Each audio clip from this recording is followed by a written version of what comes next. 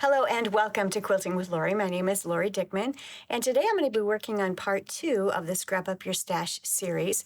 Today I'm going to be sharing with you how I sort my squares, my strips, my templates, and the orphans that I have encountered as I've gone through this tub. I'm sure you remember the photo of the tub of scraps that I found in my basement here in my quilting studio. It had been hidden away in a closet, didn't realize I had it, and so it's time to get it completely cut up and ready to use so I can make beautiful quilts. I've gone through that tub. I've got about a quarter of it scrapped up. I still have a ways to go, but I've been busy with other projects as well in my business, as well as taking care of a situation that we had with the flooding here in Rockford. So been a busy, busy week. But now I want to share with you how I'm going to sort all of these scraps that I have cut. And I'm going to give you some ideas on how I do that. And we're going to talk about how I store them.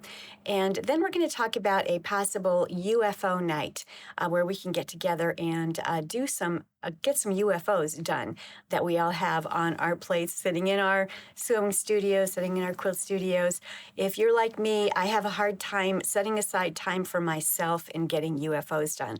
And I'm always busy with other things. So this, I think, will be good for me. And if you're interested, I'd sure love to hear from you on that.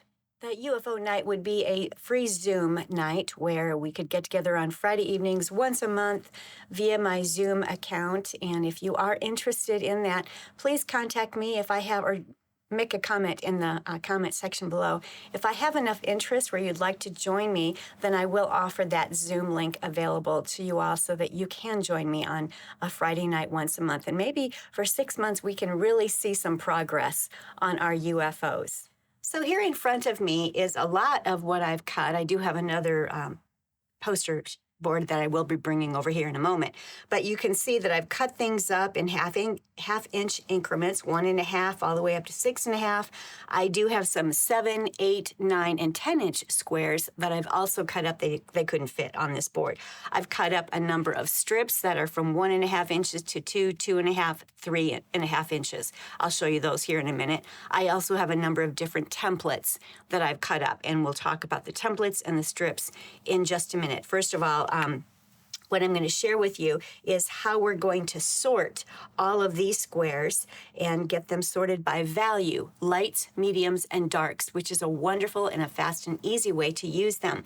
In my Speedy Solutions to Cut and Organize Your Scrap Stash, this book teaches you not only how to go through and cut everything up, but it teaches you how to sort it, organize it, and store it and get it ready to use. So I'll have links below to both of my books that you might be interested in. But it's really helpful if you sort them by value, light, medium, and dark, so that when you're pulling scraps for your patterns, you can just pull chunks of lights and mediums and darks in the appropriate sizes and values for your pattern, and then take it to your sewing machine and start creating the quilt. It's a really fast way to be able to get beautiful scrappy quilts ready to go. And as I showed you on my last video when I did a trunk show of quilts, I don't use my scrap stash just for traditional scrappy quilts. I use my scrap stash for a lot of things. I use appropriate size squares for applique purposes. I use squares for pixel quilts, and I use my squares, which I cut up into templates and even make garments and totes, etc. So there's so many ways you can use your scrap stash once it's cut, sorted, and organized and ready to use. Now let's take a look at the rest of what I've cut up. All right, so you saw all of this, and here's another board filled with a variety of things. These are strips, which I've cut into widths of 1.5, 2, 2.5, and 3.5 inch sizes. These are the sizes that I use most often. You might want to cut a more of a variety. Maybe you want to include 4-inch strips or 3-inch strips in your stash. Cut up your scraps in the sizes that you actually use in patterns. These are the sizes that I find myself using most often in my patterns and in other patterns. So that's why I've chosen this. You'll notice that not all of these strips are the entire width of the fabric. Some of them, like this one, might be about 16 inches or so. And those kinds of things are very important when you're doing strip piecing. And as a quilter, you're going to find that strip piecing is very important. It's a very fast way to get lots of different quilts created. For instance, the fence rail quilt is a great scrap buster using your strip stash. Or I've given you patterns on the pumpkin quilt where you can take the variety of values in the fall colors and make some beautiful strip pumpkins, or maybe strip pieced apples, etc., and make blocks using your strips that way. There's so many different things that you can do using these. Borders, they make up some beautiful piano key borders. Strips in your stash are very important in the lights, mediums, and darks. Right now, as you see, I've just got them all stacked together, and we'll sort them in a minute. I also have some templates here. All right, here's some rhombuses that I had cut up, and this is a fun print. It's a fish print. There's a variety of different colors in that fish print, and I did find some light values and even some royal blue values. I could make a great child's quilt or a baby quilt or a generosity quilt using my stash in these various prints and colors. This would make a wonderful quilt, and it would go together very, very quickly. The templates are already cut. All I need to do is start sewing them together. So that's one of the reasons I love cutting up different templates, using my templates from my stash. Here I put together some tumblers. These are the tumbler block. Here you can probably see what it looks like better right there. That's the tumbler. And it is a great one to put together. You can just keep flipping the tumblers back and forth to create rows. None of these require Y seams. You can just keep flipping them sideways and you're going to be able to create a wonderful quilt. What I've done, I went through my stash and got some coordinating colors here. I'm going to turn these around so you can see it better.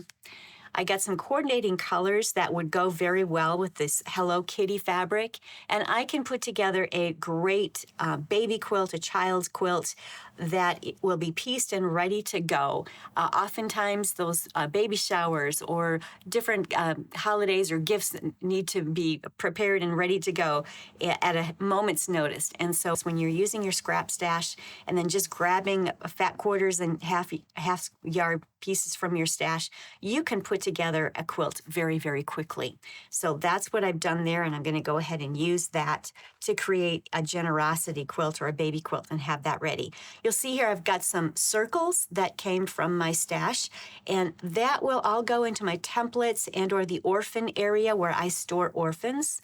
I've talked with you before about how I go through my home and I find all of the orphans, whatever they might be, blocks or templates or applique pieces that I have used in various projects. I keep them together. I store them together because there are wonderful ways that you can use them. Before we get to sorting, I wanted just to share with you the other kind of unusual things that I came across in that big container of scraps.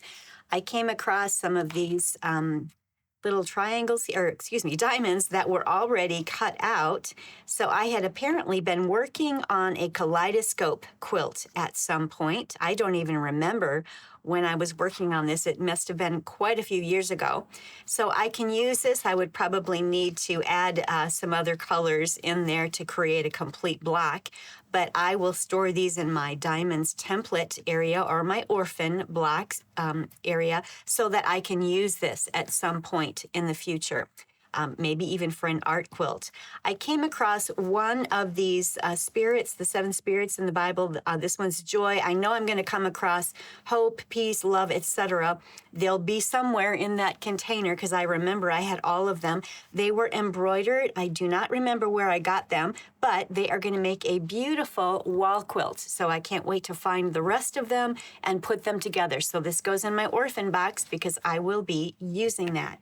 This is a piece of fabric. It's a border fabric from a kit. It's a printed kit. It was a beautiful fall kit. And it's from, goodness, 20-some years ago, I think. And I will put this in my orphan container because at some point I could cut these pieces out and use them in an art quilt, a fall quilt, a banner. There's so many different things I could do with that. So this is going to go in my orphan container.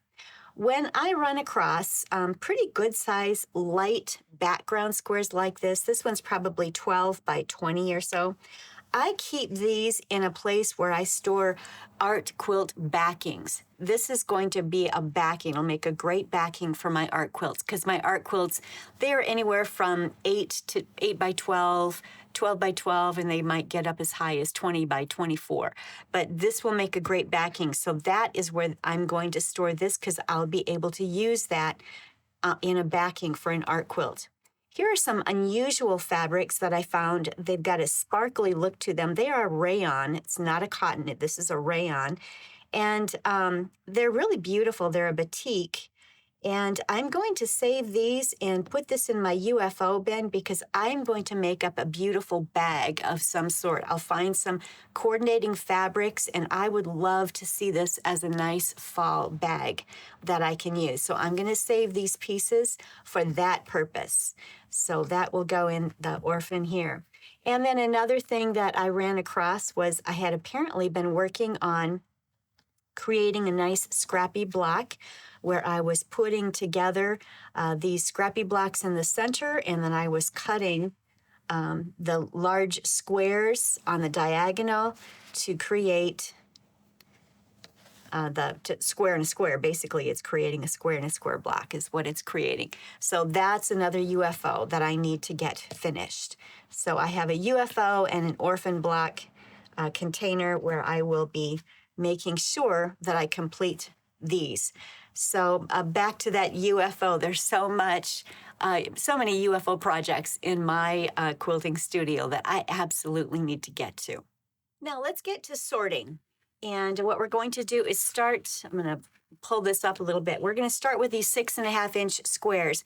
And basically what you want to do before you store your squares is to sort them by value. So I'm going to put this one's going to be more of a medium. Here we have a light. These two right here are actually, this is a velvet and this is a garment fabric.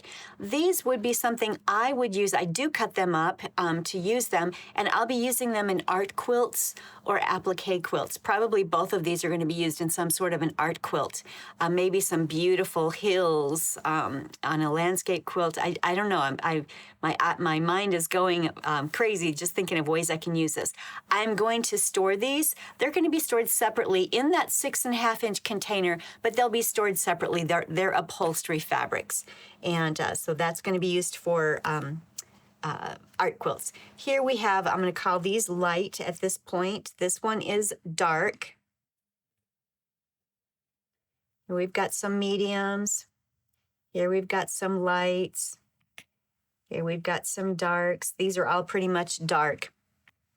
And some of these, as I've mentioned last week, or 2 weeks ago when I was talking about value a little bit, with regard to value is relative to its surroundings. So this could be considered light looking at it right here, but if it were with other fabrics that were even lighter than it could be considered a medium. So, and I don't get real hung up on whether or not it truly is a medium or a light right now. I'm going to throw it in a value pile. In this case, I've thrown it in the lights pile.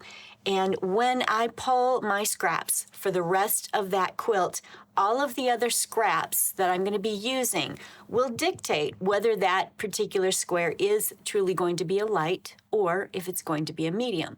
At this point, I just don't worry about it. I just stay very relaxed about my values because they really do tell one another what they are. An easy way to identify value is to take a photo of your groupings of fabrics. If you're not sure if it's a light or a medium or a dark, take a photo of it with your cell phone and then go into your settings and turn on the gray tones. Remove the color, turn on the gray tones. Then you'll be able to tell exactly whether it's a light, medium, or dark. So now these are sorted. These are my 6.5-inch squares, so they are going to be placed into my 6.5-inch container. For right now, I'm going to place them right back over here. And let's go into the 6-inch. Here we go. We have lights and mediums. And a lot of these colors may be the very same Here we have this. This one could be a medium. It could be a dark. It just depends on what else is with it. And here I've got some more fabrics that I'm going to be using for art quilts. So I pretty much have these separated, and I'll store those. Let's do the same for the strips. I've got some lights, darks. That might be a medium. Could be a medium. This is a dark, and here we have some lights. So when I go into my strip container, that's how I will try to store them, so that they're all divided up and easy for me to grab. Let's take a look at this right here. Here we have a square. It is a corduroy, so it's a garment fabric. I remember making a really cute little skirt for my granddaughter with this many years ago. But this could be either a medium or a dark, actually. For now, I think what I'll do is just throw it in my mediums pile. And then depending on what I place it with, it will be identified as whether it's a dark or a medium later on. If I were to put all of these dark squares around it and use these dark squares with this piece of fabric, then it very obviously becomes a medium. If I were to use a lot of lights, let's see if I can find enough lights here to go around it, then it looks more like a dark, actually. But that just shows you that value is relative to its surroundings. So for the time being, just put your squares in a value pile that you feel works the best. And when you pull your scraps, then you'll be able to identify what it's really going to be. I think I'm going to throw these in the lights. Here's another garment fabric. I'll put that down below. Here, these are more mediums, maybe. Possibly light there, maybe more of a medium. Here's another garment fabric. I'm putting that below. This one might be a little bit more medium. Here we've got some lights with mediums. For now, I think the light is popping out at me more, so I'm going to throw it there, but it may end up being more of a medium. This one, possibly more of a dark, mediums. Here's some more of these. Mediums, darks. These I'm going to put all over here in the lights, along with these here. Dark. These might be more medium. These, it depends. When you've got a print like this, if I had more of the zebra that was showing on here, it might be more of a medium. At this point, it could be more of a light right now, but maybe not. When I pull the scraps for it, it might end up being more of a medium. This one I think is more of a light at this point. Here is a corduroy. That's going to go with the garment fabrics. I'll put that there, and this one here. So this is how I've got them sorted: lights, mediums, darks, and these are my garment or art quilt fabrics. And I'm going to keep those at the bottom. So now these are sorted and ready to go into my container. I've just sorted my 2.5-inch squares. I have some lights, mediums, and darks. And again, these are garment fabrics that I'm going to store separately, but in the same container. I'll be able to see those and identify those each time I open this container. I'm going to store them in my 2.5-inch container. I've got the 2.5-inch label on that. You want to make sure you mark it all the way around your container so that as you store these on the bookshelves, that's where I store mine, is on bookshelves, you're able to see at a glance. Doesn't matter which way you throw them on the bookshelf, you're able to see exactly what's in there. So here I have my lights, mediums, and darks. It's messy because I use it. Another thing I always notice right away is leftover pieces that were 2.5-inch squares. These are a bunch of leftover half square triangles that are 2.5 inches. So I will keep this in here so that when I do need 2.5-inch half square triangles, I've got them. I also have a 4-patch here. So this is going to stay on top along with this garment fabric. And this is just something that I'll see every time I open the container, and I know that I have it so that I can use it. So I'm going to put the darks here, the mediums here, and the lights there, and it's somewhat organized, but at least I'll be able to grab stacks that I need from as I'm reading my pattern and identifying what I need in the 2.5-inch value. So that container is ready to go. This is going to stay on top.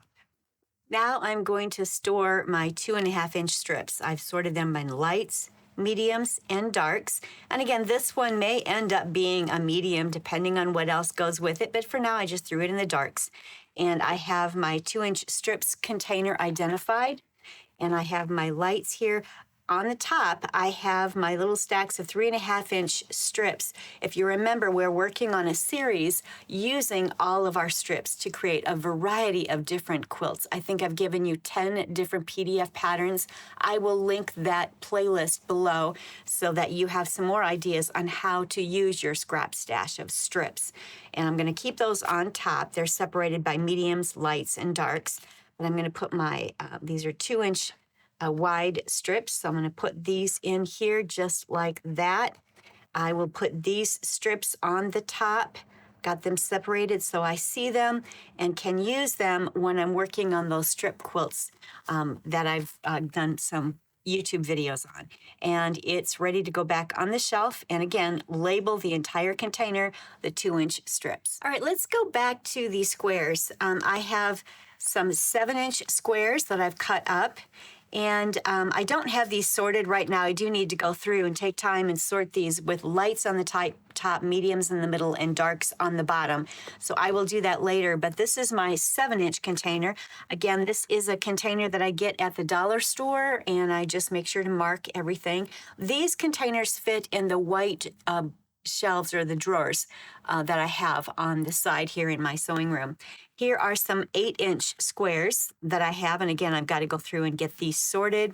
And so I'm going to put these in here. I like to keep them sorted light, mediums, and darks. It just makes it so much easier. So I need to spend the moment and do that.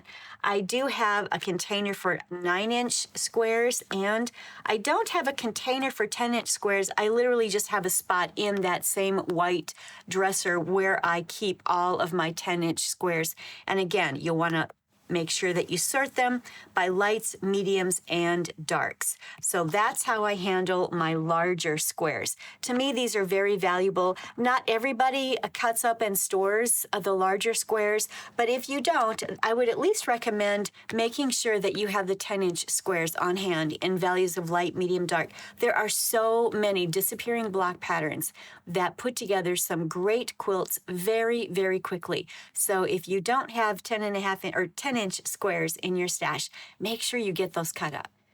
Here on my tabletop, I've just placed a row of the tumblers here and some of the rhombuses here, and just showing you how easy it is to be able to sew these together. You're simply going to sew them side by side and then in rows. And you probably want to use either the floor or the design wall to make sure that your color variation is just the way you want it as you're laying that out. Same holds true for the tumblers, and this is the tumbler template that I used to cut all of this out. I had some fat quarters of this white and the yellow and the blue and the orange here that will complement these cute little kitty, Hello Kitty tumblers. So I could put together rows using the white with the color. I could just do a variety of things with them. So this is just some ideas for you. And again, you're simply going to sew them side to side and press them open. You're going to sew rows together and then sew the rows. And very simple quilts to make, great projects for either generosity quilts for your quilt guild or for baby or children's quilts. So definitely make sure that you cut up a lot of template scraps from your stash. Now let's talk crumbs. As I went through and was scrapping up my stash, I collected just a horde of different parts and pieces that I'm not using as squares or strips for my regular stash. This is all going to be used to create some beautiful, scrappy crumb blocks. And as you can see here, I've got a few of them that I've started. It's really addicting. I love creating crumb blocks. I'm using leftover half square triangles. I'm using whatever. You start in the middle and you continue working out. I do have some crumb quilt video tutorials that I will link in the description box below so that you can go out to those tutorials and see how I've put them together. They're really fun and easy to do. Some of them, as you know, I made a quilt that I trimmed them up to 7.5-inch blocks. So here's a couple of them that were trimmed up. You could, if you wanted, you could sort your crumbs where you have light values. If you remember in that one quilt, and I'll show you a picture of it here in a minute, but I had made all of my sashing with the light crumbs, and then I tried to make my blocks with the darker crumbs. So if you sort your scraps or your crumbs, that makes it easier. If you like to have more control over your scraps, that's one thing that you can do, but it's certainly not necessary. Here is that crumb block or quilt that I had put together. Each of the little blocks were 7.5 inches. I do recommend, if you're going to sash using the light crumbs, to really make this pop, you should try to keep your crumb block of the medium and darker values. They just pop more. As you can see here, this light fabric in the middle kind of takes away from that. And I don't really care. It's a crumb quilt. It's beautiful just as it is, but just something to keep in mind. So this was a crumb quilt that I put together. The blocks, squared them up to 7.5 inches. Then I made my crumb sashing and basically just put the whole quilt together. All of it is crumbs except for the border, which was just a strip of fabric that I had left over. It wasn't quite a half a yard, but it worked out perfectly to border this quilt. And then here is another item. I have a tutorial on this little mat.